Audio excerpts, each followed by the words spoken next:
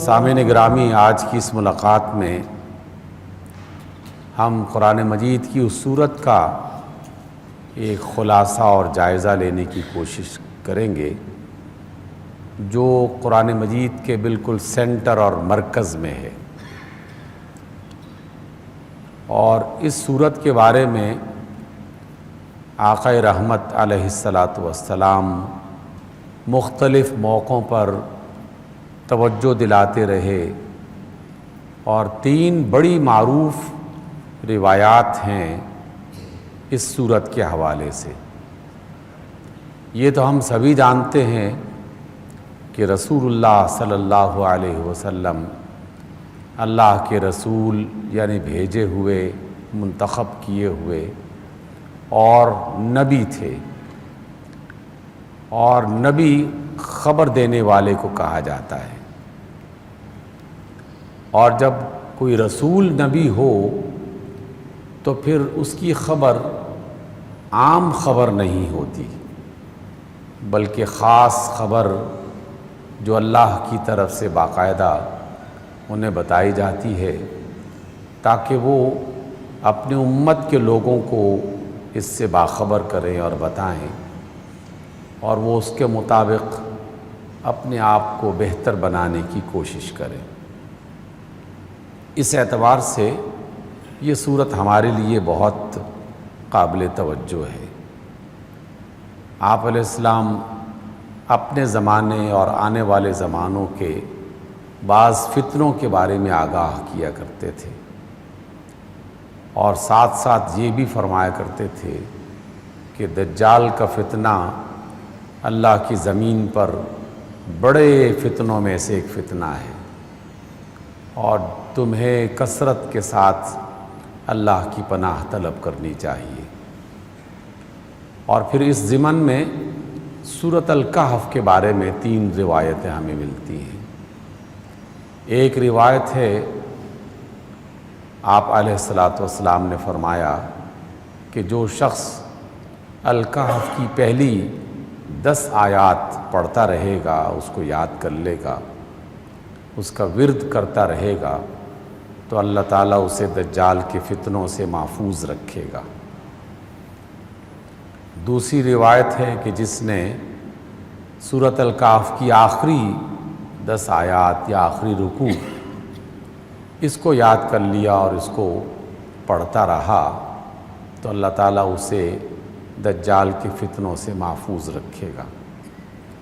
اہل علم اور اہل تقویٰ نے ان دونوں روایتوں کو اکٹھا کر کے اپنے جوانوں کو اور اپنے بچوں کو یہ تعلیم دی، اور خود بھی اس پر عمل کرتے رہے کہ پہلی 10 آیات بھی اور آخری 10 آیات بھی یاد کروا لی گئیں، کر لی گئیں، اور مختلف موقعوں پر اس کا ورد کرتے تھے وہ، یا اس کی تلاوت کیا کرتے تھے۔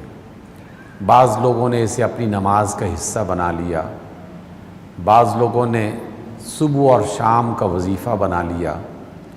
فجر کے بعد الکہف کی پہلی 10 آیات پڑھ لیا کرتے تھے، سونے سے پہلے آخری 10 آیات پڑھ لیا کرتے تھے۔ اس کے علاوہ تیسری روایت سورۃ الکہف کے بارے میں بڑی معروف اور مشہور ہے کہ جو شخص جمعہ کے روز سورۃ الکہف کی تلاوت کرے گا تو اللہ رب العزت اگلے جمعے تک، یعنی پورے ہفتے کے لیے اسے ایک روشنی اور ایک نور عطا کرے گا، جس کی وجہ سے اس میں زندگی میں برکت بھی پیدا ہوگی، اور نیکی کے کام کرنا، اچھائی کے کام کرنا اس کے لیے آسان ہوگا۔ مجھے یاد ہے اچھی طریقے سے، اور آپ میں سے بھی بہت سارے بزرگوں کی یہ روایت ہوگی اور آپ کے گھروں میں بھی یہ ہوگا کہ بچپن میں کئی سال تک ہمیں کوئی جمعہ ایسا نہیں ملتا تھا کہ فجر کی نماز کے بعد گھر کے تمام افراد، تمام خواتین بھی اور مرد حضرات بھی اور بچے بھی باقاعدہ تکیے پہ قرآن رکھ کے سورۃ الکہف کی تلاوت کیا کرتے تھے، اور سورہ کہف کی تلاوت سے ہی اندازہ ہو جاتا تھا بچوں کو کہ آج جمعے کا دن ہے۔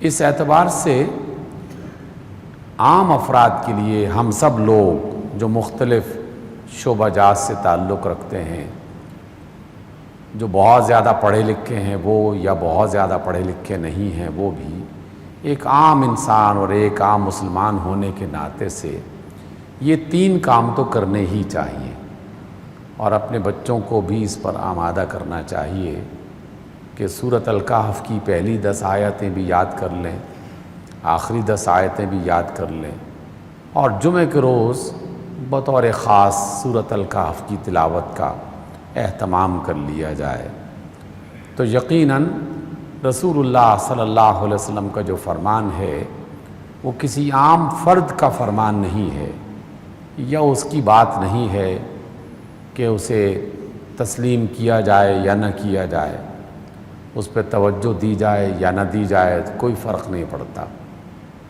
اس لیے کہ عام دنیا میں تو بہت سے لوگ اس طرح کی باتیں کرتے رہتے ہیں، اور ہم اسے محض ایک خبر سن کر نظر انداز کر دیتے ہیں، لیکن آقا رحمت علیہ الصلوۃ والسلام تو ہماری زندگی کی دنیا میں بھی اور آخرت میں بھی فکر مند رہا کرتے تھے، اس لیے آپ نے جو تعلیم دی ہے یہ قابل توجہ ہے، اور رسول اللہ صلی اللہ علیہ وسلم کی طرف سے جو بات بھی ملی یا جو بات بھی سکھائی گئی، اس کا تعلق زندگی میں 1-2 بار عمل کرنے سے نہیں ہے، بلکہ اس کا تعلق زندگی بھر اس پر عمل کرنے سے ہے۔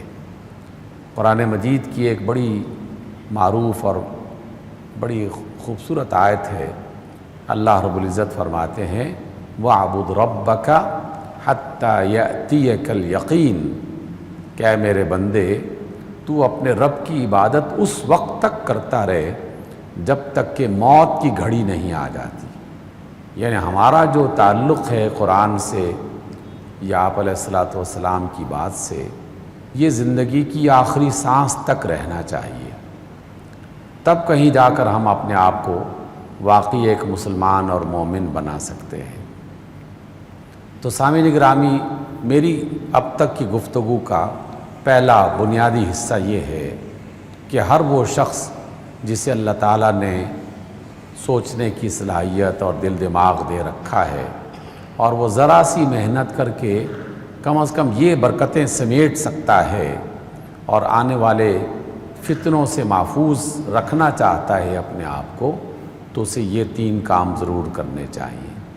پہلی 10 آیتیں، سورۃ الکہف کا آخری رکوع، اور اس کے ساتھ ساتھ جمعے کے روز اس سورت کی تلاوت کر لی جائے، لیکن ان تینوں کا تعلق محض تلاوت سے ہے، جبکہ قرآن مجید کا ہمارا اور آپ کا جو تعلق ہونا چاہیے وہ تلاوت سے ایک قدم آگے بڑھ کر اس پر غور کرنا، اس میں جو حکمت کی باتیں اور دانائی کی باتیں ہیں اسے تلاش کرنا، اور جو بات سمجھ میں آ جائے اس کے مطابق اپنی زندگی کو بدلنے کی یا بہتر بنانے کی کوشش کرنا، یہ ہمارا بنیادی کام ہونا چاہیے۔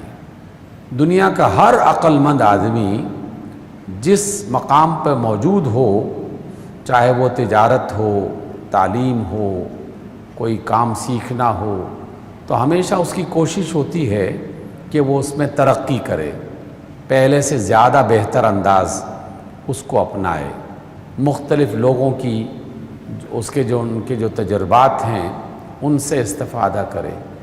ہم دنیا میں عام طور پر اسی کی تلاش کرتے ہیں اور اس کے لیے کام کر رہے ہوتے ہیں۔ کبھی ایسا نہیں پسند کیا جاتا کہ کسی شخص نے پرائمری پاس کر لیا ہے تو بس وہ کہے کہ بس اتنا ہی کافی ہے، اب آگے پڑھنے کی ضرورت نہیں ہے۔ کسی نے کاروبار شروع کیا ہے تو وہ جو چند روپے اس کو مل جاتے ہیں تو وہ کبھی یہ نہ سوچے کہ مجھے اپنے کاروبار کو بڑھانا چاہیے کہ نہیں بڑھانا چاہیے۔ دنیا میں ہمیشہ بہتر سے بہتر کی تلاش ہر عقل مند انسان اس کو اختیار کرتا ہے۔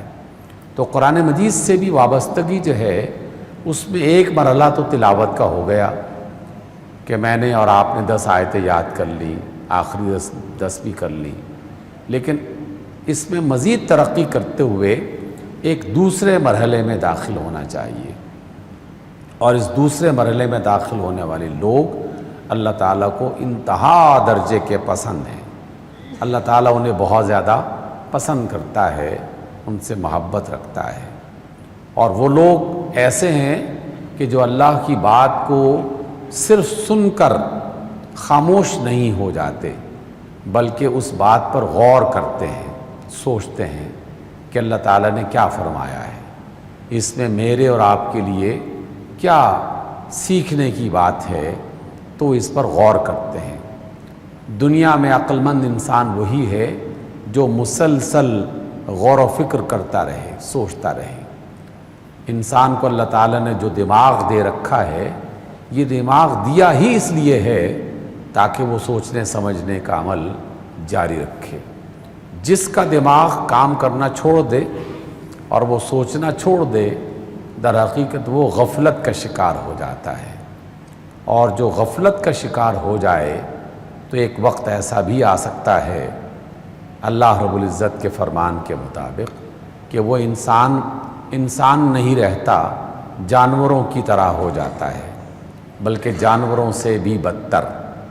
قرآن نے بالکل واضح اور صحیح انداز میں یہ فرمایا کہ جنہیں اللہ نے آنکھیں دیں دیکھتے نہیں ہیں، کان دیے لیکن وہ سنتے نہیں ہیں، دل دیے لیکن وہ سمجھتے نہیں ہیں، اولئک کالانعام، وہ جانوروں کی طرح ہیں، چوپایوں کی طرح ہیں، بل ہم اضل، بلکہ ان سے بھی گئے گزرے۔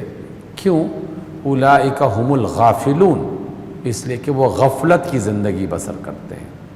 تو نہ سوچنا غفلت ہے، اور غفلت کی زندگی اللہ تعالیٰ کے نزدیک یہ جانوروں سے بدتر زندگی ہے، بہتر زندگی نہیں ہے۔ سامعین گرامی، ایک اور بات ہم نے سمجھنی ہے۔ کوئی عام فرد یہ نہ گمان کرے کہ غور و فکر کرنا یہ تو فلسفیوں کا کام ہے، استادوں کا کام ہے، علماء کا کام ہے، مفتیوں کا کام ہے، دانشوروں کا کام ہے۔ نہیں، اللہ تعالیٰ نے یہ جو دماغ انسان کو دے رکھا ہے، ہر انسان چاہے وہ جیسا بھی ہے، جب بھی وہ اپنے دماغ کو استعمال کرے گا تو اللہ تعالیٰ اسے بے شمار حکمتوں سے نوازے گا۔ اس کے پاس کسی ڈاکٹر ہونے کی ڈگری لازم نہیں ہے، لازم نہیں ہے کہ وہ پروفیسر ہوگا تو بہت زیادہ دانشور ہوگا۔ جس نے بھی اپنے دماغ کو استعمال کیا، اللہ تعالیٰ اسے حکمتیں سکھائے گا، دانائی سکھائے گا۔ اور جسے اللہ حکمت عطا کرتا ہے، اللہ کے اپنے کہنے کے مطابق اللہ تعالیٰ اسے بہت زیادہ نعمت عطا کرتا ہے اور بہت زیادہ نوازتا ہے۔ یعنی حکمت کا دیا جانا یہ بہت بڑی نعمت ہے۔ آئیے میں دو چھوٹی چھوٹی سی مثالیں، جب بھی میں ان پر غور کرتا ہوں تو ایک خاص قسم کی خوشی اور راحت اور سکون میسر آتا ہے، آپ کے سامنے پیش کرتا ہوں۔ ترکی کے ایک بزرگ تھے، اللہ انہیں غریق رحمت کرے، بدیع الزمان ان کا نام تھا۔ انہوں نے ایک بار اپنے شاگردوں سے پوچھا، اچھا بھی بتاؤ دنیا میں سب سے لذیذ کھانا کسے کہتے ہیں؟ لوگوں نے اپنے اپنے انداز میں مختلف قسم کی ڈشز کے نام لیے کہ فلاں کھانا بہت اچھا ہے، فلاں کھانا بہت لذیذ ہے۔ انہوں نے سب کی باتیں سننے کے بعد کہا کہ اصل حقیقت یہ نہیں ہے، اصل حقیقت یہ ہے کہ دنیا کا بہترین کھانا وہ ہے جو انسان شدید بھوک میں کھائے۔ جب انسان کو بہت زیادہ بھوک لگی ہو، شدید قسم کی اس نے محنت کی ہے اور معدہ خالی ہو چکا ہے اور بھوک ستا رہی ہے، بھوک کی شدت میں جو بھی وہ کھائے گا وہ دنیا کا لذیذ ترین کھانا ہوگا۔ حقیقت کو جانیے کہ اللہ تعالیٰ نے بڑے بہترین کھانوں میں لذت نہیں رکھی۔ لذت کس چیز میں رکھی ہے؟ بھوک میں رکھی ہے۔ اور بھوک تو غریب سے غریب آدمی کو بھی لگتی ہے اور امیر سے امیر آدمی کو بھی لگتی ہے، اور اللہ تعالیٰ نے بھوک سب انسانوں میں مشترک پیدا کر دی ہے۔ تو جب بھی بھوک لگے اور شدت کی بھوک ہو تو کھانے میں لطف آنے لگتا ہے۔ اور ہم تو آج کل روزانہ افطار کے وقت اس لذت کو محسوس کرتے ہیں۔ افطار سے ذرا چند منٹ پہلے جب آپ دسترخوان پہ بیٹھتے ہیں تو کئیوں کا دل یہ کہتا ہوگا کہ یہ سارا جگ تو میں پی جاؤں گا، یہ سارا کھانا تو شاید میرے لیے کافی ہوگا، کیونکہ بھوک کی شدت ہے اور کھانے کی لذت میں اضافہ ہو گیا ہے۔ حکمت یہ سکھائی گئی ہے کہ طرح طرح کے بے شمار قسم کے انواع و اقسام کے کھانوں میں لذت نہیں ہے۔ اللہ نے جس چیز میں لذت رکھی ہے وہ ہر انسان کو مفت میں دے رکھی ہے، اور وہ ہے اس کی بھوک۔ پھر ایک بار انہوں نے اپنے شاگردوں سے پوچھا، اچھا یہ بتاؤ سب سے بہترین نیند کہاں پہ آ سکتی ہے؟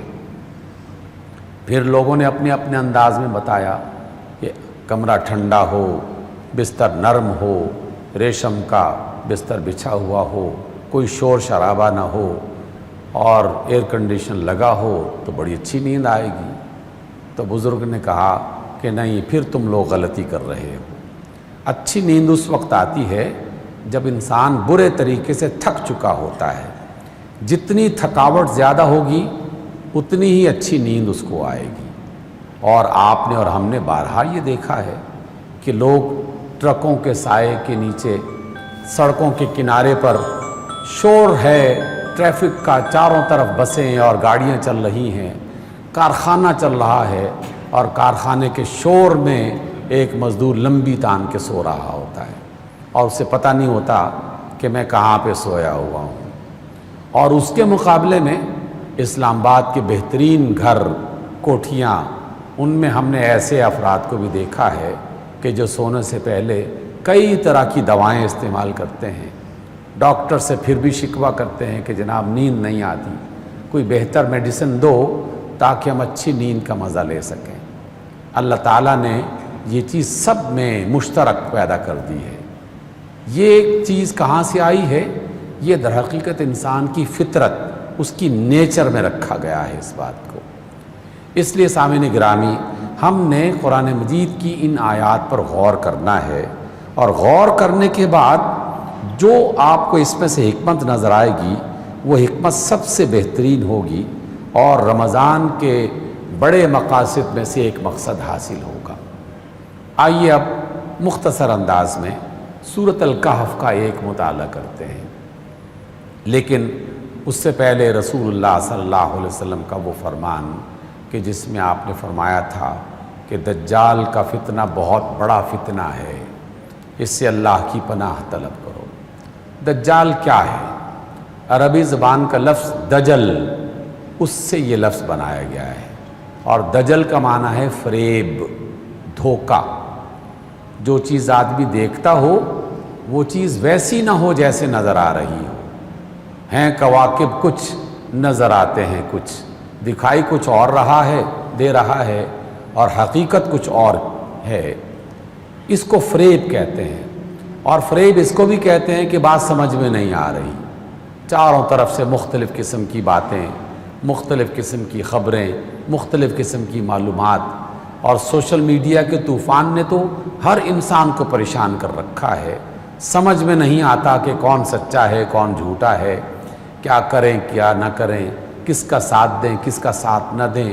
ہم ایک فریب کی زندگی بسر کر رہے ہیں، اور دجال بہت بڑا فریبی، سب سے زیادہ فریب دینے والا، سب سے زیادہ دھوکہ دینے والا، افراد کو بھی، معاشروں کو بھی اور قوموں کو بھی فریب دیا جا رہا ہے۔ ہر ایک قوت یہ کہہ رہی ہے کہ میں تمہارا ساتھی ہوں اور میں تمہارے ساتھ ہوں، لیکن وہ اس کے ساتھ نہیں ہوتا۔ اس فریب کی زندگی سے باہر نکلنے کے لیے یہ دجال کا سب سے بڑا فتنہ ہے کہ انسان کے ذہن کو پریشان کر دیا جائے، یکسو نہ رہنے دیا جائے، اس کا سکون برباد ہو جائے، صراط مستقیم کا پتہ نہ چلے، صحیح اور غلط کی تمیز باقی نہ رہے۔ یہ اس دور کا بڑا فتنہ ہے۔ اس وجہ سے اس فتنے سے بچنے کے لیے آقا رحمت نے سورۃ الکہف پڑھنے کی تلقین فرمائی۔ ایک بار آپ آرام فرما رہے تھے، اچانک بیدار ہوئے، ہڑبڑا کے جیسے کوئی شخص اٹھتا ہے، اور بلند آواز میں آپ نے اللہ اکبر اللہ اکبر کہا۔ پھر فرمایا ویل للعرب من شر قد اقترب، عربوں کے لیے بربادی ہو، عربوں کے لیے بربادی ہو اس شر سے جو بہت ہی قریب آ چکا ہے۔ اور پھر سوال کرنے پر بتایا آپ نے ازواج مطہرات کو بھی اور بعد میں اصحاب کو بھی کہ وہ فتنہ جس کا ہم تمہیں ڈر سنا رہے تھے وہ فتنہ بس قریب آنے والا ہے، اور سب سے پہلے عرب اس میں مبتلا ہوں گے۔ اس اعتبار سے آپ علیہ السلام گاہے بگاہے یہ بات بتایا کرتے تھے۔ مجھے اچھی طرح یاد ہے کہ جب ہم نے نماز سیکھی تو نماز میں بالکل ابتدا ہی میں بچپن میں ہی والدین نے ہمیں یہ دعا بھی سکھائی تھی کہ جب آپ رب جعلنی مقیم الصلاۃ پڑھ لو، پھر ربنا آتنا فی الدنیا حسنہ پڑھ لو، تو پھر اللہم انی اعوذ بک من فتنۃ المسیح الدجال یہ بھی پڑھا کرو، کیونکہ اللہ کے رسول نے اس سے پناہ طلب کی ہے۔ اور بھی دعا ہے لیکن میں نے یہ حصہ صرف آپ کے سامنے تلاوت کیا ہے، پڑھا ہے۔ تو سامعین گرامی، اس اعتبار سے ہم نے اس کو ذرا غور کرنا ہے اس پر کہ اس میں کیا چیز ہے۔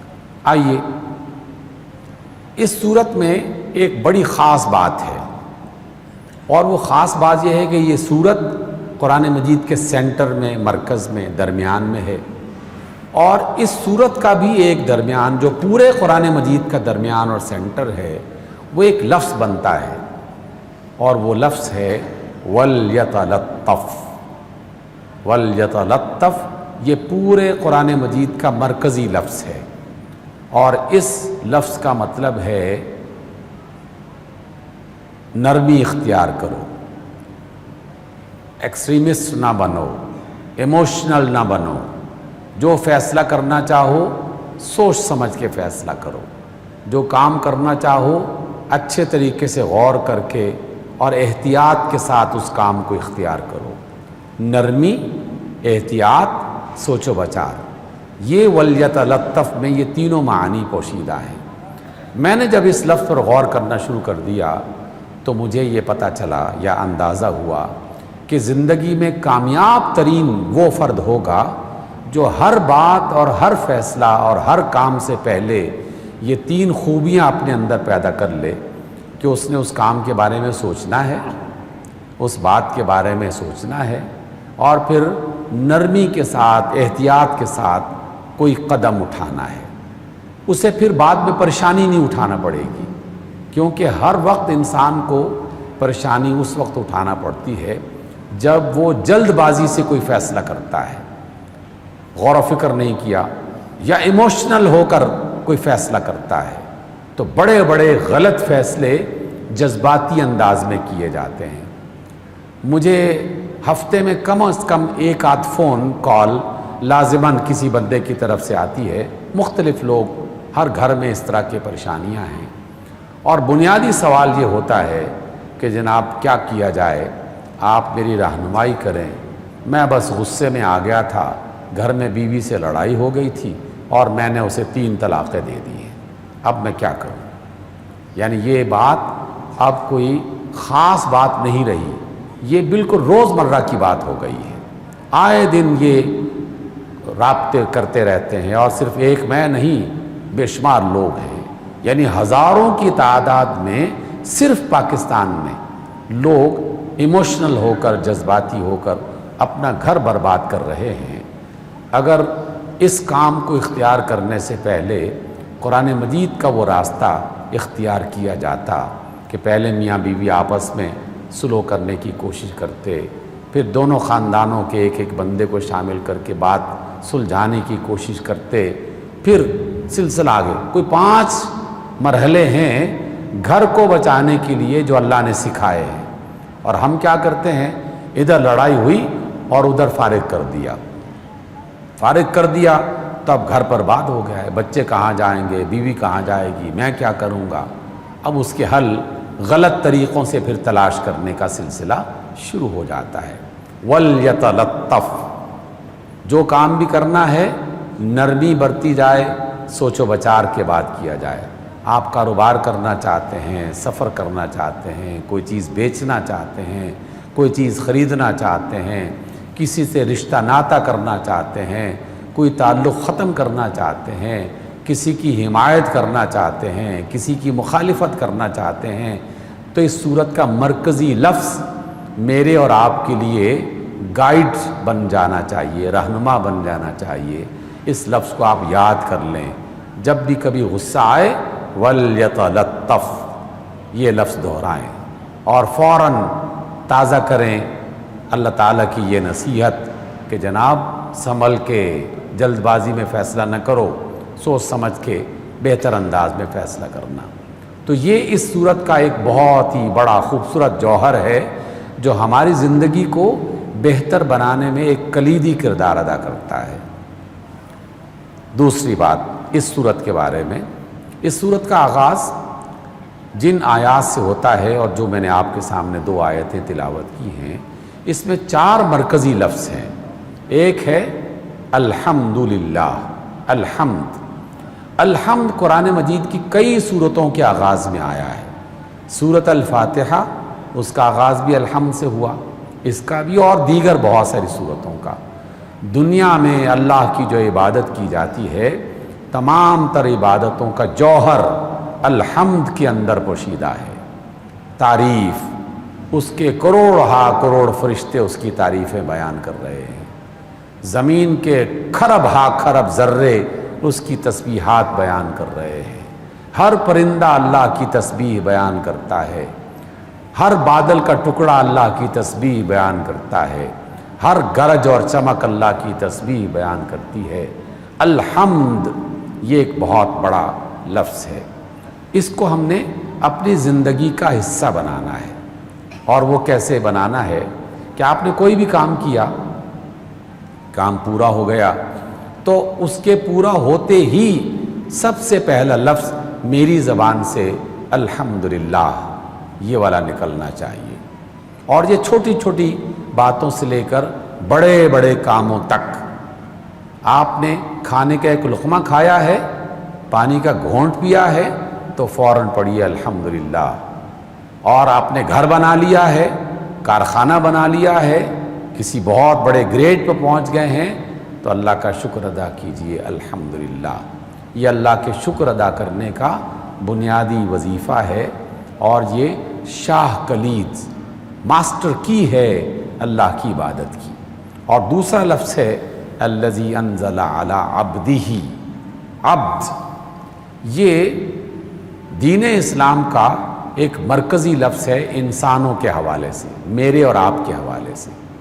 ہم سب جانتے ہیں کہ اللہ کے جو رسول ہیں وہ اپنے مرتبے کے اعتبار سے بہت ہی بلند مرتبہ رکھنے والے ہیں، لیکن اللہ نے اپنے رسولوں کا جو سب سے بہترین تعارف کروایا ہے وہ ہے عبدہ، اور یہی کلمہ ہم باقاعدہ پڑھتے ہیں اور اس کا ذکر کرتے ہیں، اشہد ان محمدن عبدہ ورسولہ۔ تو محمد صلی اللہ علیہ وسلم کا سب سے بہترین تعارف جو ہے وہ عبدہ ہونا ہے، اللہ کا بندہ۔ اچھا، آپ یہ کہتے ہوں گے کہ جناب ہم تو اللہ کے بندے ہیں، آپ ہمیں کون سی نئی بات سکھا رہے ہیں؟ نہیں جناب، میں کوئی نئی بات نہیں سکھا رہا، لیکن نئے انداز میں ضرور سکھا رہا ہوں۔ اور وہ یہ ہے کہ ہم بہت سارے لفظ بولتے ضرور ہیں، لیکن اس کی حقیقت کو اپنی زندگی کا حصہ نہیں بناتے۔ آواز آئے کہ نہیں میں اس کام کو پسند نہیں کرتا، تو اگر میں عبد ہوں تو میں اس کام کو چھوڑ دوں گا کہ میرے آقا نے اس کی اجازت نہیں دی، میرے باس نے اس کی اجازت نہیں دی، میرے مالک نے اس کی اجازت نہیں دی۔ جیسے ہی میں نے اس کام کو جو برا تھا، جو میرے آقا کو پسند نہیں تھا، جو میرے رب کو پسند نہیں تھا، میں نے اس کو چھوڑا، پر اللہ کی طرف سے ایک نیکی ہے، یعنی میں نے کوئی اچھا کام نہیں کیا لیکن برے ارادے کو چھوڑ دیا، یہ بھی بذات خود میری نیکیوں میں شامل کر دیا جائے گا، تو اللہ تعالیٰ کی طرف سے باقاعدہ اس بات کا اجر ملتا ہے۔ میں نوجوانوں کو بطور خاص اور دیگر افراد بھی، ہم سب اس مرض میں آج کل مبتلا ہیں، موبائل ہر ایک کے ہاتھ میں ہے، جیسے ہی وہ موبائل کھولتا ہے تو ایک ایسا بازار کھل جاتا ہے کہ جس میں ہر اچھی بری چیز پائی جاتی ہے، جس میں ہر طرح کا گند بھی ہے اور ہر طرح کی اچھائی بھی ہے۔ اور آپ نے موبائل کھولا اور آپ کی نگاہ کسی ایسی تصویر پر پڑی جو تصویر اچھی نہیں تھی، فوراً عبدہو کا لفظ مجھ سے یہ کہتا ہے کہ یہ تصویر تیرے آقا کو پسند نہیں ہے، تو میں فوراً اپنی انگلی سے اس تصویر کو ہٹا دیتا ہوں، ڈیلیٹ کر دیتا ہوں کہ مجھے یہ منظر نہیں دیکھنا۔ جیسے ہی آپ نے یہ کیا، آپ کے حصے میں ایک نیکی لکھ دی گئی۔ اللہ تعالیٰ نے آپ کو مومن قرار دے دیا کہ یہ میرا عبدہو ہے۔ لیکن جس نے اس تصویر کو دیکھا اور اس کے لطف میں اور مزے میں مبتلا ہو گیا اور پھر اس جیسی دیگر بہت ساری تصویریں دیکھنا شروع کر دیا، تو اس وقت میں وہ عبدہو نہیں رہا، اس وقت وہ اپنے اللہ کی بات کو نظر انداز کر رہا ہے۔ اسی طریقے سے ہر کام میں، ہر بات میں، ہر چیز میں عبدہو کا لفظ یہ کوئی معمولی لفظ نہیں ہے، یہ پوری زندگی کو بدل دیتا ہے اگر واقعی وہ اس کا معنی جانتا ہے کہ میں اس کا غلام، میں اس کا بندہ، میں اس کے حکم کا پابند، وہ مجھے دیکھ رہا ہے، وہ مجھے سن رہا ہے۔ تو یہ دوسرا لفظ ہے الحمدللہ الذی انزل علی عبدہ، اور تیسرا لفظ ہے الکتاب۔ الکتاب اللہ تعالیٰ کی وہ نعمت ہے جسے رسول کے ساتھ جوڑا گیا، اور رسول کو الکتاب کی وجہ سے اس عظیم الشان مرتبے پر فائز کیا گیا۔ رسول کی بنیادی بڑائی کیا ہے؟ رسول کی بنیادی بڑائی یہ ہے کہ ان پر وحی اترتی ہے، ان پر کتاب نازل ہوتی ہے، ان سے اللہ تعالیٰ براہ راست ڈائریکٹ بات کرتا ہے، اپنا کلام براہ راست آپ کے دل پہ اتارتا ہے۔ تو رسول کو یہ عظمت جو ملی وہ اس کتاب کی وجہ سے ملی، اس لیے اس کتاب کو بھی اپنی زندگی کا حصہ بنانا چاہیے۔ میں ایسے بعض اللہ کے نیک بندوں سے ملا ہوں، ان پر رشک آتا ہے۔ آپ کوئی سوال کریں زندگی کے کوئی بھی مسئلے کے بارے میں، کسی بھی معاملے کے بارے میں، فوراً قرآن مجید کی کوئی آیت ان کے ذہن میں آتی ہے اور وہ اس کی روشنی میں بتاتے ہیں کہ ہاں تمہیں اس معاملے میں یہ کرنا چاہیے، تمہیں اس معاملے میں یہ نہیں کرنا چاہیے۔ قرآن مجید کے ساتھ ہماری محبت اور وابستگی اس طرح کی اگر قائم ہو جائے تو کیا ہی اچھی بات ہے۔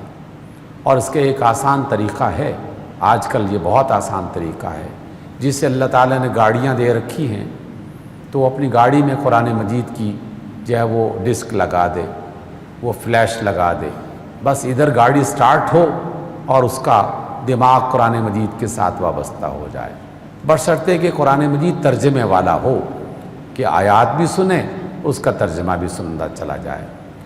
بار بار سننے سے یقیناً اسے کچھ عرصے کے بعد قرآن مجید کے بنیادی جو معلومات ہیں، اس کے احکام ہیں، اس کے بارے میں پتہ چل جائے گا۔ میں ایسے بزرگوں کو جانتا ہوں، ہمارے ایک دوست اسی گرڑا شریف میں رہا کرتے تھے، وفات پا گئے، اللہ انہیں غریق رحمت کرے۔ انہوں نے مجھ سے کہا کہ جناب جب سے یہ قرآن مجید ترجمے میں نشر ہونا شروع ہو گیا ہے تو میں نے اتنی بار پورا قرآن مجید سن لیا ہے۔ جب آپ بار بار سنیں گے تو یقیناً ذہن میں وہ چیز راسخ ہو جائے گی۔ اور آخری جو لفظ ہے، چوتھا لفظ، اس کے بعد ہم اس صورت کے خلاصے کو آپ کے سامنے رکھیں۔ اور چوتھا لفظ جو ہے وہ ہے، اس کتاب کی تعریف بیان کی گئی، لیکن پھر فرمایا کہ لِيُنذِرَ بَأْسًا شَدِيدًا، وہ جس سے میں نے گفتگو کا آغاز کیا تھا۔ بعض کہتے ہیں جنگ، بعض کہتے ہیں مشکل، بعض کہتے ہیں مصیبت، بعض کہتے ہیں لڑائی۔ تو یہ قرآن وہ کتاب ہے جس میں کوئی ٹیڑھ پن، کوئی خرابی نہیں، اور ایک بہت بڑے خطرے سے آگاہ کرنے والی کتاب ہے، خبردار کرنے والی کتاب ہے۔ تو آئیے یہ قرآن اس خطرے سے کیسے آگاہ کرتی ہے، سورۃ الکہف اس کا مطالعہ کرتے ہیں۔ آغاز تو ہم نے کر دیا۔ سورۃ الکہف میں 4 بڑے واقعات ہیں۔ پہلا واقعہ جو ہے یہ اصحاب کہف کا ہے۔ کہف عربی زبان میں غار کو کہتے ہیں۔ ایک ملک میں چند نوجوان تھے اللہ کی توحید پر ایمان لانے والے۔ انہوں نے اپنے ملک کے لوگوں کو بتایا کہ اللہ کے سوا کسی اور کی بندگی نہیں ہونی چاہیے، بتوں کے سامنے، درختوں پتھروں کے سامنے سر نہیں جھکانا چاہیے، یہ تمہارا کوئی فائدہ اور تمہیں کوئی نقصان نہیں پہنچا سکتے۔ وقت کے بادشاہ نے اور حکومت نے بھی ان نوجوانوں کو مصیبت میں ڈال دیا، وہاں کا مذہبی پیشوا وہ بھی مخالف ہو گیا، وہاں کا سرمایہ دار طبقہ وہ بھی ان نوجوانوں کے پیچھے پڑ گیا۔ اور آپ تاریخ انسانی پڑھ کے دیکھ لیجئے، ہمیشہ یہ تین طبقے اہل خیر کے پیچھے پڑ جاتے ہیں، حکمران اور مذہبی طبقہ، وہ مذہبی طبقہ کہ جنہوں نے مذہب اور دین کو دنیا کمانے کا ذریعہ بنایا ہوتا ہے، پیسے کمانے کا ذریعہ بنایا ہوتا ہے، تو انہیں اس بات سے بڑا خطرہ لگتا ہے کہ اگر یہ صحیح دین کی طرف آ گیا تو ہماری دکان نہیں چمکے گی، ہمارا پیسہ پیچھے رہ جائے گا۔ مذہبی طبقہ اور جو سرمایہ دار طبقہ ہے، انہوں نے چونکہ سود بھی کھانا ہوتا ہے، رشوت بھی کھانی ہوتی ہے، مال بھی غبن کرنا ہوتا ہے، ظلم سے پیسے بھی ہڑپ کرنے ہوتے ہیں، اس لیے وہ بھی مخالف ہو جاتا ہے۔ سب نے مخالفت شروع کر دی، یہ نوجوان بیچارے پریشان ہو گئے، جتنی دیر مقابلہ کر سکتے تھے کیا، لیکن بالآخر سب نے فیصلہ کیا کہ اب ہمیں کہیں کسی پناہ گاہ میں جا کر اپنے آپ کو چھپا لینا چاہیے، ہم ان کا مقابلہ نہیں کر سکتے، ہمارا ایمان بھی خطرے میں ہے، جان بھی خطرے میں ہے۔ بالآخر وہ ایک غار میں جا کے چھپ گئے اور وہاں پر پناہ حاصل کر لی۔ اللہ تعالیٰ کو ان نوجوانوں کے اس جذبے کو پسند بہت اچھا لگا انہیں۔ اللہ تعالیٰ نے ان نوجوانوں کو ان تینوں طبقات کے ظلم سے بچانے کے لیے اسی غار میں نیند سے دوچار کر دیا، ان پر نیند مسلط ہو گئی، 309 برس تک اسی غار میں سوئے رہے۔ بے شمار حکمتیں الگ سے ہیں لیکن ہم مختصر اس کو کرتے ہیں۔ 309 برس کے بعد ان کی آنکھ کھلی تو پہلا تو سوال آپس میں ایک دوسرے سے کرنے لگے کہ ہم اس غار میں پتہ نہیں کب سے سو رہے ہیں۔ تو ایک نے کہا کہ ایسا لگتا ہے کہ ایک پورا دن گزر گیا ہے، کسی نے کہا کہ نہیں، دن بھی پورا نہیں، دن کا کچھ حصہ ہم یہاں پر سوئے رہے ہیں۔ دیکھیے دنیا کا فریب کتنا بڑا ہے، اور ہم سب اس سے گزرتے ہیں کسی نہ کسی انداز میں۔ ہم یہ سمجھتے ہیں کہ دنیا کی زندگی بہت طویل ہے، بڑی پڑی ہے زندگی، جب موت کے قریب آئیں گے تو توبہ کر لیں گے۔ کون جانتا ہے کہ دنیا کی زندگی کی حقیقت کیا ہے؟ 300 برس گزر گئے، کہتے ہیں کہ ایک دن گزرا تھا یا آدھا دن گزرا تھا۔ انسان اپنی زندگی، دنیا کی ساری زندگی گزار کے حشر کے میدان میں جب کھڑا ہوگا تو یہ کتاب کہتی ہے کہ حشر کے میدان میں بھی اللہ کے فرشتے پوچھیں گے، اچھا بھی بتاؤ دنیا میں کتنا وقت گزار کے آئے ہو؟ تو کہنے والے کہیں گے کہ لگتا ہے کہ ایک دن گزارا تھا یا کوئی آدھا دن گزارا تھا، یعنی اس وقت بھی یہی جواب دیا جائے گا۔ نوح علیہ السلام کی قوم بھی یہی جواب دے گی جو کئی ہزار برس دنیا میں زندگی بسر کرتی تھی، اور میں اور آپ بھی اسی تجربے سے گزرتے ہیں۔ ذرا آنکھیں بند کر کے اپنے بچپن پر نگاہ دوڑائیے تو پتہ چلے گا کہ یار ایسا لگتا ہے کہ کل کی بات ہے کہ میں بھی گھر سے بستہ لے کر اپنے گردن میں ڈال کے اچھلتے کودتے اسکول کی طرف جایا کرتا تھا، اور میری امی میرے بستے میں دوپہر کا کھانا ایک باکس میں رکھ کر ڈالا کرتی تھی یا کپڑے میں لپیٹ کے ڈالا کرتی تھی، اور اچھلتے کودتے ہم واپس آیا جا کرتے تھے۔ اور یہ کل کی بات لگتی ہے، کل کی بات ہے کہ میں نے پڑھنا شروع کیا تھا، کل کی بات ہے کہ میں نے ملازمت شروع کی تھی۔ ہر گزر جانے والا وقت بے حقیقت ہو جاتا ہے، اس کی کوئی حقیقت باقی نہیں رہتی، پھر چاہے وہ 80 برس کا ہو جائے یا 100 برس کا ہو جائے، اس کے بعد بھی اس کی گزری ہوئی زندگی لمحوں کی زندگی ہو کے رہ جاتی ہے۔ تو یہ لوٹ اٹھے اور کہا کہ بس اتنا سا وقت گزرا ہے۔ اللہ تعالیٰ نے بالآخر جب انہیں بازار میں بھیجنے کا اہتمام کیا تو پتہ چلا کہ دنیا ہی بدل چکی ہے، انقلاب آ چکا ہے، اور اب تو باقاعدہ توحید پرستوں کی حکومت قائم ہو چکی ہے۔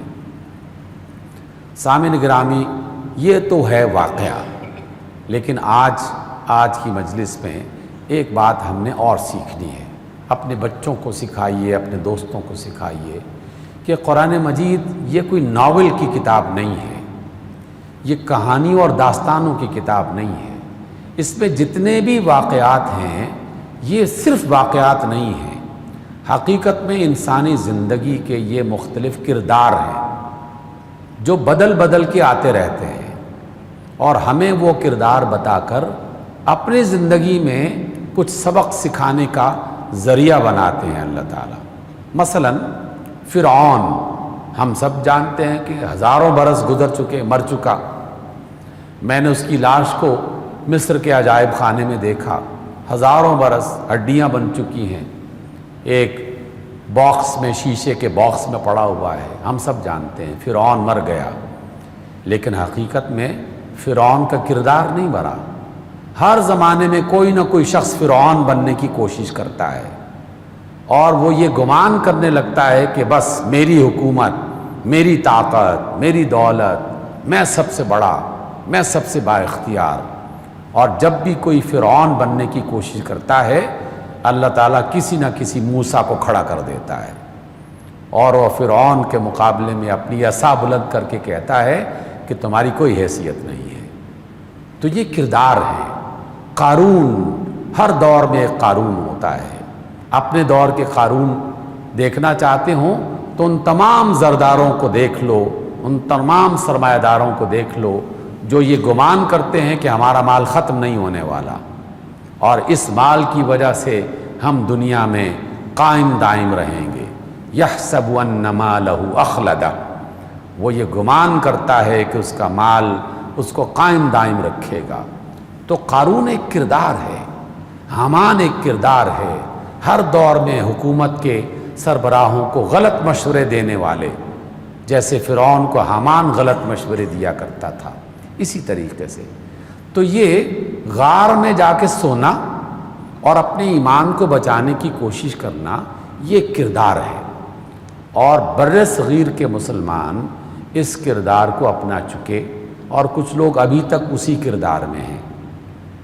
آپ کو یاد ہے صرف 250 برس پہلے یا 270-72 سال پہلے بر صغیر میں کس کی حکمرانی تھی؟ برطانیوں کی، انگریزوں کی حکمرانی تھی، اور پوری دنیا میں ایک بھی مسلمان ملک خود مختار نہیں تھا۔ کہیں فرانسیسی، کہیں جرمن، کہیں برطانوی انگریز، کہیں ولندیزی، کہیں پرتگالی، ان کی حکومتیں تھیں۔ انہوں نے آ کر کیا کیا تھا؟ مسلمانوں کا بنایا ہوا نظام تعلیم بدل دیا، مسلمانوں کا بنایا ہوا نظام معیشت یعنی کاروبار کا نظام بدل دیا، مسلمانوں کا طرز معاشرت بدل دیا، نوجوانوں کا ذہن بدلنے کی کوشش کی، حتیٰ کہ ان کے جسموں پر بھی حکومت کرنا شروع کر دی۔ اور ہم اس علاقے میں بھی اگر آپ تلاش کریں گے تو آپ کو ایسے بزرگ مل جائیں گے کہ جن کے گاؤں اور علاقوں سے نوجوانوں کو زبردستی انگریز کی فوجیں آ کر اور ان کے لشکر اٹھا کر ان نوجوانوں کو لے جاتے تھے اور زبردستی اپنے لشکروں میں بھرتی کرتے تھے، اور دنیا کے مختلف علاقوں میں جہاں انگریزوں کی دوسروں کے خلاف جنگ ہوتی تھی، اس جنگ میں لڑنے کے لیے انہیں مجبور کیا کرتے تھے۔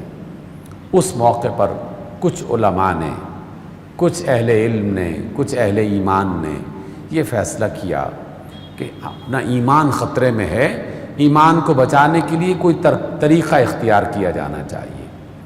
یہ جو آپ کو پاکستان کے ہر علاقے میں، ہر گاؤں میں، ہندوستان کے ہر چھوٹے بڑے علاقے میں چھوٹی چھوٹی مسجدوں میں ایک استاد، ایک قاری صاحب، چند بچے قرآن یاد کرنے والے، ایک چھوٹا سا مدرسہ قرآن مجید کی تفسیر پڑھنے والے، ایک چھوٹا سا مدرسہ حدیث پڑھنے والے، یہ سب کیا تھا؟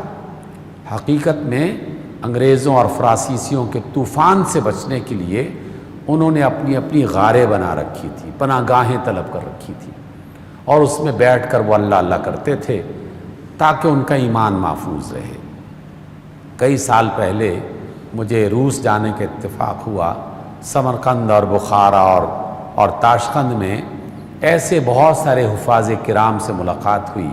انہوں نے کہا کہ ہم نے جو قرآن حفظ کیا ہے یہ ہم نے اپنے گھر کے اندر ایک تہہ خانہ بنایا ہوا تھا، اس تہہ خانے میں رات کے وقت موم بتی جلا کے ہم یہ قرآن پڑھا کرتے تھے چھپ چھپا کر، اور باہر پہرا دیا کرتے تھے تاکہ کسی کو پتہ نہ چل جائے، کیونکہ اگر کسی کو پتہ چل جاتا تھا تو رشین گورنمنٹ ہمارے سارے لوگوں کو پکڑ کے لے جاتی، اور کوئی مقدمہ نہیں، کوئی جیل ویل نہیں، بس قتل کر دیا جاتا تھا۔ اس حالت میں بھی ہم نے قرآن مجید کو محفوظ کیا، اور اب جب رشیا کی طاقت ٹوٹی ہے تو دیکھیے پورے تاشقند میں، سمرقند میں اور اس طرح کے دیگر مدارس میں ہزاروں کی تعداد میں قرآن مجید کے حافظ اور حدیث کے یاد کرنے والے، قرآن کو پڑھنے والے موجود ہیں۔ تو یہ وہ زمانہ تھا کہ جب اصحاب کہف کی طرح دنیا کے بیشتر علاقوں میں لوگوں نے پناہ گاہیں طلب کی، اور اس میں بیٹھ کر تھوڑا بہت جو قرآن بچا سکتے تھے، حدیث بچا سکتے تھے، دین کا سیکھنا سکھانا بچا سکتے تھے، وہ یہ سلسلہ چلتا رہا۔ ماں باپ اپنے بچوں کو سکھا دیا، بچوں نے اپنے بچوں کو سکھا دیا، اور بالآخر اللہ تعالیٰ کی طرف سے ایک فیصلہ ہوا۔ مسلمانوں کو اللہ تعالیٰ نے بڑی محنت کے بعد، ایسا نہیں کہ اس کے پیچھے محنت نہیں تھی، بہت سے لوگوں کی محنتیں اس میں کار فرما تھی، بالآخر قدم قدم پر مختلف علاقوں میں چھوٹی چھوٹی مسلم ریاستوں کے نام سے کچھ ریاستیں وجود میں آنا شروع ہو گئیں۔ پاکستان بن گیا، ترکی وجود میں آ گیا، ایران وجود میں آ گیا، اور دیگر جو ہے وہ آزاد ہونے لگیں۔ لیکن یہ در حقیقت ایک مرحلہ تھا، اور میں نے جتنا بھی اس پر غور کیا ہے، اہل تقویٰ کی مجلسوں میں بیٹھ کر جو سیکھا ہے، تو ہمارا خیال یہ ہے کہ ہم اس وقت بیداری کے دور میں ہیں، بیداری کے مرحلے میں ہیں۔ آپ کو پتہ ہے نا کہ جب آدمی گہری نیند میں سو رہا ہوتا ہے تو ایسا تو نہیں ہوتا کہ ایک دم اٹھا اور جا کے چلنا شروع کر دیا، کچھ دیر انگڑائیاں لیتا ہے، پھر آنکھیں ملتا ہے، پھر آہستہ آہستہ اپنے آپ کو سنبھالتا ہے۔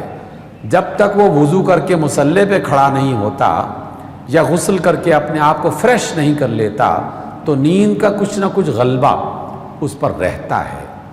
جس طرح ایک فرد نیند سے بیداری کے عالم میں آنے کے لیے کچھ وقت لگاتا ہے، معاشرے اپنی نیند سے بیدار ہونے کے لیے کچھ سال لگاتے ہیں، اور ہم اس کیفیت میں داخل ہو چکے ہیں، بلکہ اس سے بھی آگے کچھ قدم ہم نے اختیار کر لیے ہیں۔ تو اس لیے سامعین گرامی، آج کی اس ملاقات میں جو اہم ترین پیغام آپ کے ساتھ شیئر کرنا چاہتا ہوں وہ یہ کہ آپ حالات کی پریشانیوں سے پریشان نہ ہوں۔ یہ پریشانی کا دور حقیقت میں نیند سے بیدار ہونے کا دور ہے، نیند سے بیدار ہونے کا دور ہے۔ تبھی تو ہم مسجدوں میں بیٹھ کر بآواز بلند اللہ کی کتاب پڑھ رہے ہیں، اور براہ راست اللہ کی کتاب سے اپنی معیشت، اپنی سیاست، اپنی معاشرت، اپنی زندگی، اپنے ملک کے حالات، دنیا کے حالات، اس کو ڈسکس کر رہے ہیں۔ جبکہ مجھے اچھی طرح یاد ہے، میں کوئی اتنی بڑی جو ہے وہ قبل مسیح کا آدمی نہیں ہوں، آپ ہی کے سامنے چند برس 65 برس ہوا ہے زندگی میں آئے ہوئے، دنیا میں آئے ہوئے۔ مجھے اپنے بچپن کا اور لڑکپن کا وہ حصہ یاد ہے کہ جب کسی مسجد میں اسلامی معیشت کی بات کی جاتی، اسلامی سیاست کی بات کی جاتی، حکومت کی بات کی جاتی تو لوگ منع کر دیا کرتے تھے، کہا کرتے تھے کہ یہاں سیاست کی بات مت کرو، بس نماز پڑھو اور جاؤ۔ اگر نماز بھی پڑھنے کے لیے بعض اوقات پابندی لگ جاتی تھی، لیکن اب دنیا میں ہر مقام پر، چاہے اس کے اندر بے شمار خرابیاں اور کمزوریاں پائی جاتی ہیں، لیکن اسلام کی بات چل نکلی ہے ہر مقام پر، ہر علاقے میں، حتیٰ کہ کفار بھی بات کر رہے ہیں اسلام کیا ہے، پریشان ہو کر پوچھتے ہیں کہ محمد صلی اللہ علیہ وسلم کون ہے۔ جو دشمن ہیں آقا رحمت کے، وہ مذاق اڑاتے ہیں، اور ہر مذاق کے بعد کئی 100 لوگ مسلمان ہو جاتے ہیں، کیونکہ وہ پوچھتے ہیں کہ بھائی جس کا تم مذاق اڑا رہے ہو بتاؤ تو صحیح یہ تھے کون۔ پھر ان کی سیرت پڑھتے ہیں، جب سیرت پڑھتے ہیں تو پتہ چلتے ہیں کہ اچھا یہ ہیں محمد صلی اللہ علیہ وسلم اور ایمان قبول کر لیتے ہیں۔ بالکل اس بڑھیا کی طرح جو مکہ کے شہر سے باہر جا رہی تھی، رسول اللہ سے ملاقات ہو گئی، آپ علیہ السلام نے کہا کہ اماں کہاں جا رہے ہیں؟ کہنے لگی کہ اس شہر میں ایک جادوگر آ گیا ہے، میں اس جادوگر سے بچنے کے لیے شہر چھوڑ رہی ہوں۔ تو آپ علیہ السلام نے فرمایا کہ اچھا، آپ کا یہ سامان اگر کہو تو میں اٹھا لوں۔ اس بڑھیا کا سامان اٹھایا اور اس کے ساتھ چلنا شروع ہو گئے، اسے اس کے گھر تک جہاں وہ جانا چاہتی تھی پہنچایا، اور پھر کہا کہ اماں وہ جادوگر میں ہی ہوں جس سے بچ کے آپ یہاں پر آئی ہیں، وہ جادوگر میں ہی ہوں۔ بڑھیا نے کہا کہ اچھا تم ہو، اور پھر چند باتیں کہیں تو پھر اپنے شہر واپس بھی آئیں اور ایمان کے ساتھ واپس آتی ہیں۔ تو اس لیے آج کے دور سے گھبرانے کی ضرورت نہیں ہے، پریشانی کی بات اگرچہ ہے لیکن حقیقت میں یہ بیداری کا دور ہے۔ اس کے بعد دوسرا واقعہ جو اس صورت میں بتایا گیا ہے اور ہم اس میں بھی شامل ہو چکے ہیں، دوسرا دو باغ والوں کا واقعہ ہے جو اس صورت کا دوسرا واقعہ ہے۔ ایک بندے کے پاس تھوڑی سی زمین، تھوڑا سا سرمایہ، لیکن وہ اللہ تعالیٰ کا شکر ادا کرنے والا، شکر گزار بندہ، اور وہ کہا کرتا تھا کہ یہ میرے رب کی رحمت ہے، میرے رب کی عنایت ہے، مجھے اس نے یہ مال عطا کیا ہے۔ اور اس کا ایک دوسرا دوست زیادہ مالدار لیکن نہ شکرا، اور اس کی پوری جماعت بھی نہ شکروں کی، وہ کہا کرتی تھی کہ یہ دولت ہم نے اپنی محنت سے کمائی ہے، ہم اسے غریبوں میں تقسیم کیوں کریں، یہ مال ہمارا ہے۔ قرآن کہتا ہے، سورت پڑھ کے دیکھیے گا بعد میں، تو قرآن نے کہا کہ ایک نے کہا کہ یہ مال اللہ نے مجھے دیا ہے، اگرچہ تھوڑا ہے لیکن میں اس کا شکر ادا کرتا ہوں۔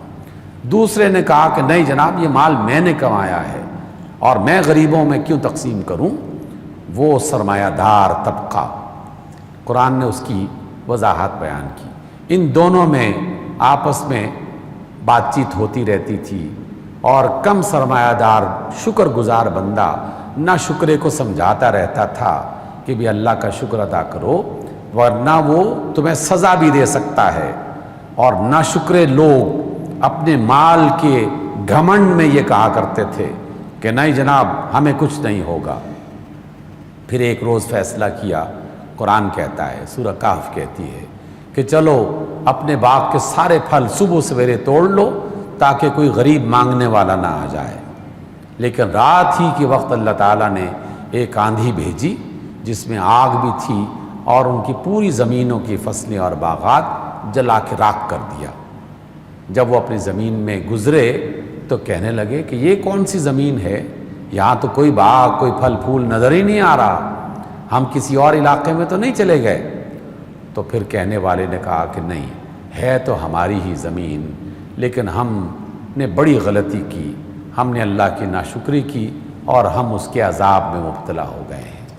تو سامعین گرامی یاد رکھیے، ہمارے ملک میں بھی اس وقت دو طبقے ہیں، ایک وہ طبقہ جو غریب ہے لیکن کسی نہ کسی طریقے سے اللہ کا شکر ادا کرنے کی کوشش کرتا رہتا ہے، اور دوسرا وہ طبقہ جو مالدار ہے، جس نے ملک لوٹ لیا، قوم کا سرمایہ لوٹ لیا، اور اپنے سرمایہ کو بچانے کے لیے کوئی اس ملک میں رکھ دیا، کوئی اس ملک میں رکھ دیا، کوئی اس ملک میں رکھ دیا، کئی طرح کے ذریعے بنا لیے، کسی نے کارخانے بنا لیے، کسی نے زمینیں پھیلا لی، کسی نے پلازے بنا لیے، گمان یہ کر رہے ہیں کہ ان کے مال کو کچھ نہیں ہونے والا، لیکن سورت بتا رہی ہے کہ اللہ کی طرف سے آگ سے بھری ہوئی آندھی چلنے والی ہے اور ان کا سرمایہ برباد ہونے والا ہے۔ اور شکر گزار بندوں کو یہ کہا جا رہا ہے کہ ان ناشکرے بھائیوں کو بتاؤ، خبردار کرو کہ ابھی سنبھلنے کا موقع ہے، واپس آ جاؤ، اللہ کے صراط مستقیم پہ واپس آ جاؤ۔ ایسا نہ ہو کہ زمینیں برباد ہو جائیں اور تمہارے ہاتھ میں کچھ بھی نہ آئے۔ تو یہ ہم اس کیفیت میں ہیں۔ اگر تو ہم اور آپ شکر گزار ہیں تو اللہ تعالیٰ کا مزید شکر ادا کریں کہ اے اللہ تیرا کرم کہ تو نے ہمیں اپنا بندہ بنا کے شکر ادا کرنے کی توفیق دی ہے۔ لیکن اگر کہیں ناشکرے پن کا کوئی حصہ پایا جاتا ہے تو اللہ تعالیٰ کی پناہ طلب کریں، توبہ کریں اور کہیں کہ اللہ یہ دیا بھی تیرا ہی ہے اور تیری ہی بندوں میں ہم تقسیم کرنے کی تجھ سے توفیق طلب کرتے ہیں۔ تیسرا واقعہ ہے جناب موسیٰ علیہ السلام کا۔ اللہ کے بڑے برگزیدہ نبی تھے، ہم سب جانتے ہیں۔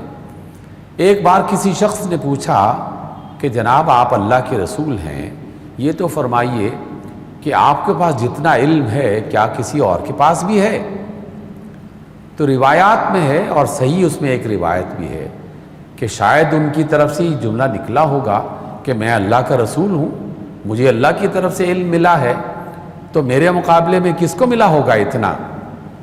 بس اللہ تعالیٰ کی طرف سے ایک حکم آیا اور کہا کہ اے موسیٰ چلو اپنے ساتھ اپنا خادم لے لو اور ایک مچھلی بھون کے کھانے کے لیے اپنے پاس کھانے کے طور پر رکھ لو اور دریا کے کنارے کنارے چلتے جاؤ، جہاں پر دو دریا آپس میں ملیں یا دو سمندر آپس میں ملیں وہاں تمہیں میرا ایک بندہ ملے گا، اس بندے کے پاس کچھ وقت گزارنا، پھر تمہیں پتہ چلے گا کہ علم کیا ہوتا ہے۔ موسیٰ علیہ السلام نے مچھلی بھونی، اپنے ساتھی کو ساتھ لیا، چلتے چلتے مجمع البحرین، دو سمندروں کے ملاپ یا دو دریاؤں کے ملاپ پر پہنچ گئے۔ اب ہمارے ہاں دنیا میں، مسلمان دنیا میں جو خرطوم سوڈان والے ہیں وہ بھی یہ کلیم کرتے ہیں کہ مجمع البحرین خرطوم میں ہے، کیونکہ وہاں دو دریا آپس میں آ کے ملتے ہیں، نیل الاخضر اور نیل الابیض، وہ دونوں ملتے ہیں۔ ترکی والے بھی یہ کہتے ہیں کہ دو سمندر یہاں پہ ہمارے استنبول میں ملتے ہیں، اس لیے موسیٰ علیہ السلام ہمارے پاس آئے تھے، اور زمینی اعتبار سے دونوں کا امکان موجود ہے، زیادہ امکان ترکی کا ہے، اس لیے کہ شام کی طرف سفر جناب موسیٰ علیہ السلام اور آپ کے اسرائیل کے لوگ کیا کرتے تھے، یہ ایک عام معمول ہے، اس لیے ترکی سے عراق اور شام اور سعودی عرب جانے کے باقاعدہ راستے اب بھی موجود ہیں۔ بہرحال موسیٰ علیہ السلام اس کے قریب پہنچے تو کہا بھی بھوک لگی ہے، کھانا لے کے آؤ۔ خادم نے کہا کہ وہ مچھلی تو زندہ ہو گئی تھی اچانک اور زندہ ہو کے دریا میں داخل ہو گئی تھی۔ تو جناب موسیٰ فرماتے ہیں ہم سب اس واقعے سے واقف ہیں اور جانتے ہیں، لیکن ہم صرف دہرا رہے ہیں، تازہ کر رہے ہیں۔ اور کہا کہ یہی وہ بندہ ملے گا اللہ کا جس کے پاس مجھے ٹھہرنا ہے، اور بالآخر اس بندے سے ملاقات ہو گئی اور کہا کہ میں موسیٰ اللہ کا نبی ہوں، رسول ہوں، وہی کی گئی ہے کہ میں آپ کے پاس آؤں اور آپ کے ساتھ کچھ وقت گزاروں۔ اور اس بندے کا نام مفسرین عام طور پر خضر لکھتے ہیں، زیادہ بڑی تعداد جناب خضر کی ہے جو کہتے ہیں۔ تو جناب خضر نے فرمایا کہ آپ میرے ساتھ رہنا چاہتے ہیں تو ایک شرط پر رہ سکتے ہیں کہ کوئی سوال نہیں پوچھنا، کوئی بات نہیں کرنی، جو کام بھی کروں بس دیکھنا ہے اور اعتراض نہیں کرنا۔ یہاں ہم نے بہت اہم بات سیکھنی ہے انشاءاللہ آج کی اس مجلس میں۔ کچھ دیر سفر کیا، کشتی میں سوار تھے تو اچانک جناب خضر نے کشتی میں سوراخ کر دیا۔ تو موسیٰ علیہ السلام پریشان ہو گئے کہ یہ کیا کیا تم نے، اچھی خاصی کشتی، کیا سب کو ڈبونا ہے؟ تو جناب خضر کہتے ہیں خبردار، میں نے نہیں کہا تھا کہ سوال نہیں کرنا، چلتے رہو بس میرے ساتھ۔ موسیٰ نے کہا کہ چلو ٹھیک ہے۔ کچھ دور گئے، فاصلہ طے کیا، وہاں ایک چھوٹا بچہ کھیلتا کودتا ملا، جناب خضر نے اس کو قتل کر دیا۔ اب یہ تو بہت بڑا جرم ہو گیا، اب تو صبر ہو ہی نہیں سکتا تھا۔ فوراً موسیٰ کہنے لگے علیہ السلام کہ یہ تم نے کیا ظلم کر دیا، بچے کو بغیر گناہ کے، معصوم بچے کو قتل کر دیا ہے۔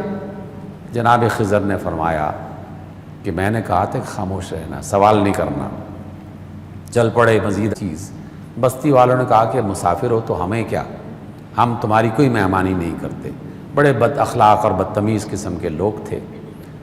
اس موقع پر جناب خضر نے دیکھا کہ ایک دیوار گرنے والی تھی تو انہوں نے ہاتھ لگایا اور دیوار کھڑی کر دی، سیدھی کر دی اس کو۔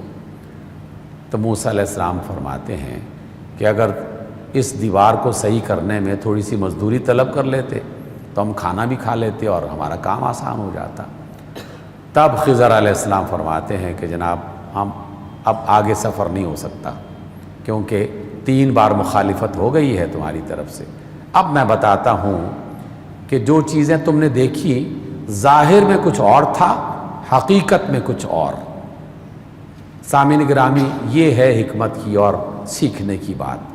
ہم اپنی زندگی میں بہت ساری باتیں، بہت سارے واقعات اس طرح کے دیکھتے ہیں جس کے ظاہر پر ہم فیصلہ کر دیتے ہیں، اور صرف ظاہر میں دیکھ کر کہتے ہیں کہ یہ غلط ہوا، یہ صحیح ہو گیا، جبکہ ہو سکتا ہے جو غلط ہوا وہ صحیح ہو، اور جو صحیح ہوا ہے وہ غلط ہو، الٹ ہو سکتا ہے۔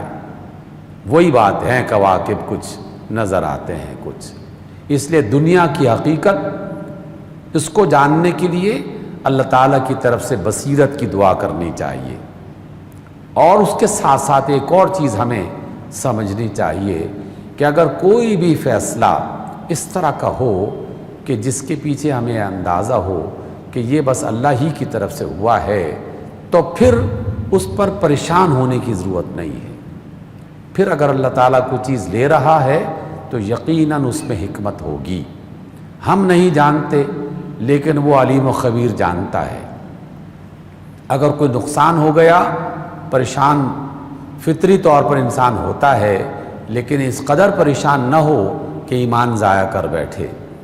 فوراً صبر کرتے ہوئے اپنے آپ کو سمجھائے کہ یہ میرے رب کی مرضی تھی، میرا رب جو فیصلہ کرتا ہے اچھا ہی کرتا ہے، اس لیے بس میں اس کے فیصلے پر راضی ہوں۔ یہ ہم نے بات سیکھنی ہے۔ اور دوسرا ہم نے یہ سیکھنا ہے کہ موسیٰ علیہ السلام کو اللہ نے علم دے رکھا تھا، رسول تھے، اپنے زمانے کے بڑے عالم تھے، لیکن اللہ تعالیٰ نے ان کے ذریعے سے ہمیں یہ سکھایا کہ علم کی کوئی حد نہیں ہے۔ یہ مت گمان کرو کہ جو علم تم نے سیکھ لیا ہے بہت کمال کر دیا ہے۔ اللہ کی دنیا میں ایسے بے شمار قسم کے راز ہیں کہ جن کے بارے میں تم جان ہی نہیں سکتے۔ اس لیے جتنا بھی علم تمہارے پاس ہے وہ تھوڑا سا ہے، تھوڑا سا۔ وَمَا أُوتِيتُم مِّنَ الْعِلْمِ إِلَّا قَلِيلٌ، جو بھی علم تمہیں دیا گیا ہے وہ تھوڑا سا دیا گیا ہے۔ آخر رحمت علیہ السلام کے وہ جملے بالکل سچ ثابت ہوتے ہیں۔ آپ نے فرمایا کہ انگلی ڈبو کے دیکھو سمندر میں، انگلی کے ساتھ کتنا پانی لگتا ہے، سمندر پڑا ہوا ہے، جتنا پانی لگا وہ ساری دنیا ہے، اور جو سمندر ہے وہ اللہ تعالیٰ کی کائناتیں ہیں۔ اس لیے علم کی بھی کوئی انتہا نہیں ہے۔ یہ دوسری بات ہمیں سکھائی گئی۔ اس لیے بڑے سے بڑا عالم اپنے آپ کو علم کے کمال تک نہ سمجھے، وہ تھوڑا سا علم جانتا ہے، پی ایچ ڈی ڈاکٹر ہے، کوئی بہت بڑا فن خوان نہ بنے، تھوڑا سا علم اس نے حاصل کیا ہے، بڑا دنیا کا عظیم الشان ایوارڈ اس کو مل گیا ہے، گھمنڈ میں مبتلا نہ ہو، تھوڑا سا علم دیا گیا ہے۔ دوسری حکمت کہ موسیٰ نبی ہیں، لیکن اللہ کے فرمان کے مطابق زیادہ علم والے کی تلاش میں سفر کیا جاتا ہے، تو علم کی تلاش میں سفر اختیار کرنا چاہیے۔ اپنے بچوں کو علم کی تلاش میں انکریج کرنا چاہیے، حوصلہ افزائی کرنی چاہیے۔ دوسرے شہر میں پڑھنا ہے، آسانیاں فراہم کریں، راستہ مہیا کریں۔ دوسرے ملک میں جانا چاہتے ہیں، اس کے لیے سبیل تلاش کریں، حوصلہ افزائی کریں۔ بس بنیادی اخلاقیات، بنیادی پابندیاں سکھا دیں۔ اگر آپ نے اپنے بچے کی پرائمری اور میٹرک تک بنیادی تربیت کر دی ہے، پھر وہ بچہ امریکہ برطانیہ چلے جائے، آسٹریلیا جرمنی چلے جائے، اس کے بگڑنے کے چانسز نہیں رہتے۔ اصل بنیاد مضبوط ہو تو پھر وہ ہر جگہ پر قائم دائم رہتا ہے۔ تو علم کی تلاش میں دنیا میں جہاں کہیں علم کا پتہ چلے اس کے پیچھے چلنا چاہیے، اس کو حاصل کرنا چاہیے۔ ملک کی ترقی، قوم کی ترقی ہمیشہ زیادہ سے زیادہ علم کی طلب میں اپنے آپ کو اور اپنی نسلوں کو کھپانا اور اس میں لگانا، یہ اللہ کے رسول سورہ کہف میں سکھا رہے ہیں۔ اور سورۃ الکہف پاکستانیوں کو بطور خاص یہ سمجھا رہی ہے کہ دیکھو تمہارے ملک کے حالات خراب تھے اور اب بھی ہیں، اسلامی حکومت ابھی تک قائم نہیں ہو سکی، 70 برس سے ہم امن کی تلاش میں بھی ہیں، سہولت کی تلاش میں بھی ہیں، لیکن خرابیاں ہیں، لیکن اس کے باوجود اللہ تعالیٰ نے تمہاری اسی دھرتی میں ایسے لوگ بھی پیدا کیے، دشمن کے نہ چاہتے ہوئے بھی ایسے لوگ بھی پیدا کیے، اور ان میں سے بعض کو تو میں ملا ہوں، ملاقاتیں ہی ہیں، کئی دوستیاں ہیں ان کے ساتھ۔ اللہ کا شکر ادا کرتے ہیں کہ ہم اس ملک میں اللہ تعالیٰ نے ہمیں پیدا ہونے کا یہ شرف عطا کیا ہے کہ وہ سائنسدان رات کو تہجد بھی پڑھتے ہیں اور اسی تہجد میں اللہ سے دعا بھی کرتے ہیں کہ اللہ فلاں فارمولہ سمجھ میں نہیں آ رہا، ہماری مدد فرما، اور اللہ تعالیٰ ان کے دل و دماغ کو کھول کر وہ فارمولے انہیں سمجھاتا ہے۔ یہ کوئی کم بات ہے کہ ہم تمام تر خباثتوں اور خرابیوں کے باوجود ایک نیوکلر پاور بن چکے ہیں، تمام تر خرابیوں کے باوجود پاکستانی دنیا کے ذہین لوگوں میں شمار ہوتے ہیں۔ اس کا مطلب یہ ہے کہ خرابیاں موجود ہیں، اس میں کوئی شک نہیں ہے، اس کا انکار نہیں کیا جا سکتا، لیکن اس کی وجہ سے مایوس نہیں ہونا۔ اللہ تعالیٰ ہمیں موسیٰ اور خضر کے دور میں سے گزار رہے ہیں۔